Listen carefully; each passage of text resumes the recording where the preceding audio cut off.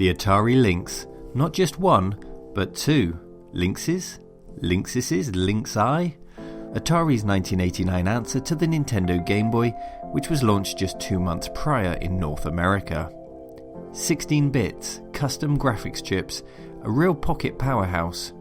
Broken, unloved, and today the subject of our first ever handheld trash to treasure.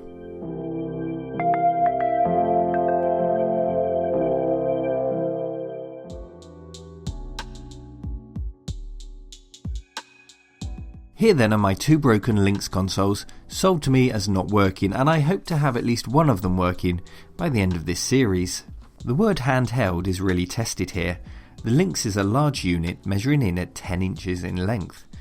Controls comprise of an 8-directional joypad and two buttons A and B. This unit displays some cosmetic damage below the joypad.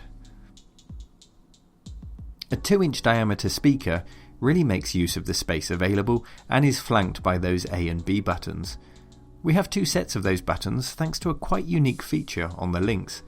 By pressing flip here, the display would flip, allowing you to play left or right-handed, a really useful capability.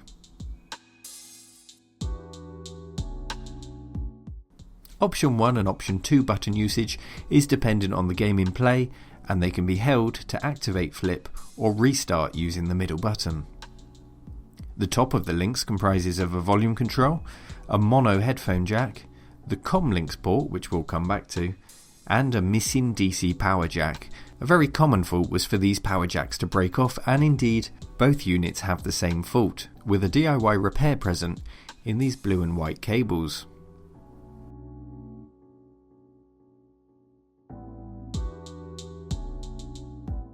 A 9V 3.6 watt power supply is needed, or 6 AA batteries, which will give you around 5 to 6 hours of gaming if you're lucky. Game cartridges are called game cards, and they slot in here. The game cards underwent 3 design revisions during the console's life, originally being flat and then evolving eventually to have a curved lip to aid removal.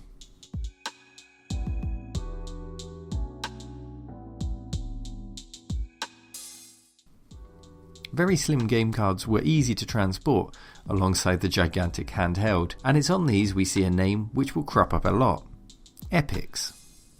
You see, the Atari Lynx started life as the handy game, developed to Epix by two former Amiga designers, RJ Mikal and Dave Needle, and some of that Amiga experience shows, as we'll find when we look inside.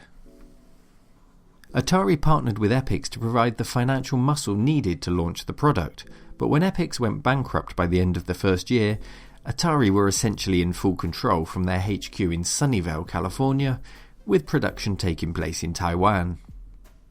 Centre stage on the device is the 3.5-inch colour screen, the first ever colour handheld console. With a 12-bit palette of 4096 colours and a 160 by 102 pixel resolution when used in colour. The screen was permanently backlit, with the option to turn the light off introduced in a later revision, the Lynx 2, which of course we'll touch on later. Let's continue the tour inside the system while checking for any damage.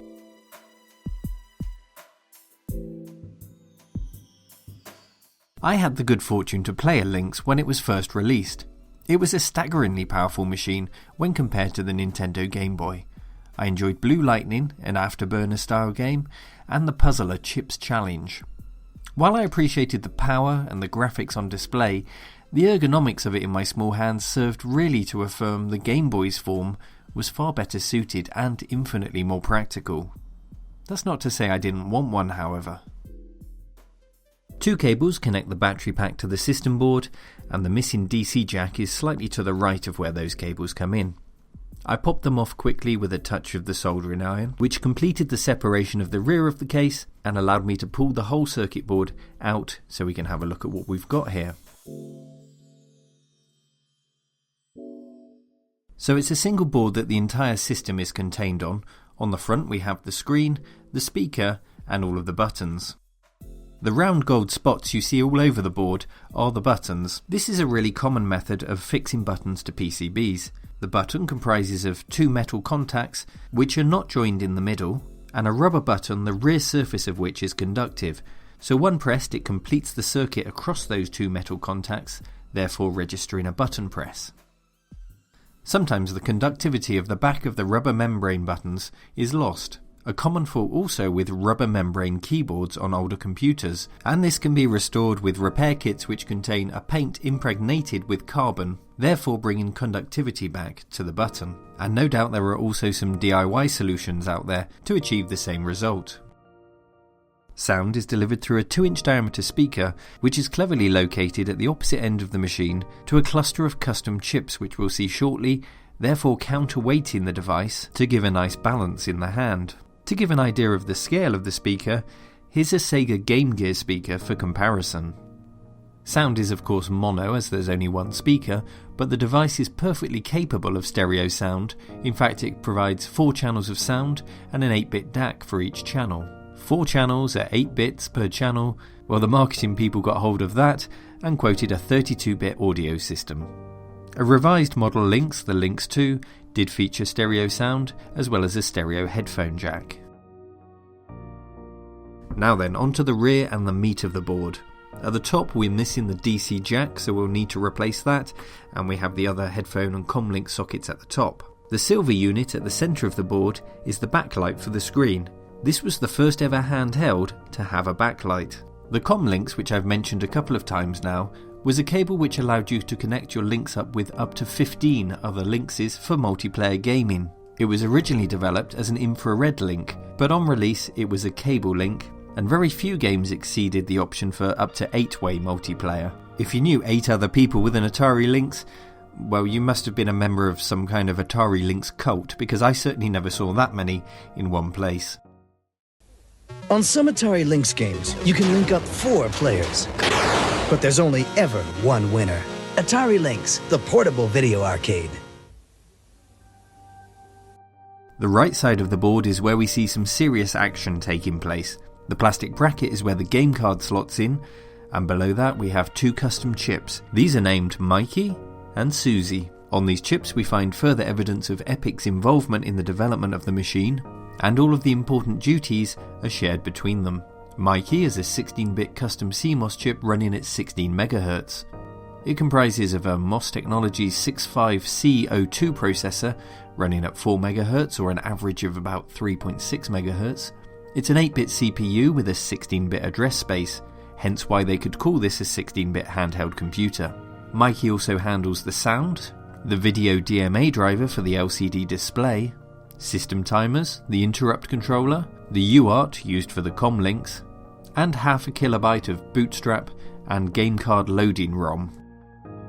Susie's duties are split between a maths coprocessor, providing hardware 16-bit multiply and divide functions, a graphics engine with hardware drawing support, hardware sprite support with collision detection, sprite scaling, distortion, tilting effects, and a myriad of other custom graphical functions which allowed it to display those impressive and fast-moving scaling and rotating sprites on the screen.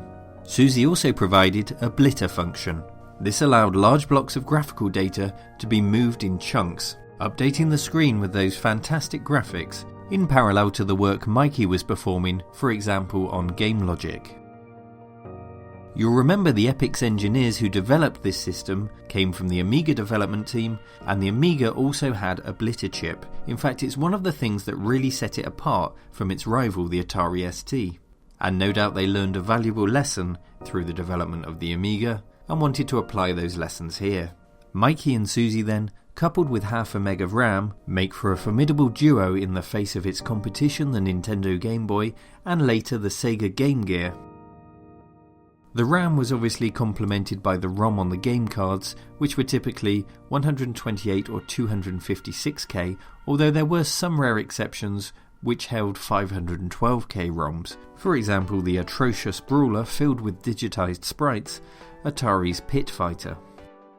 And as a footnote, we should count ourselves lucky for those game cards. Perhaps a collaboration with Sony for a Walkman console was in mind when this was created. because built into Mikey there is evidence of cassette tape support.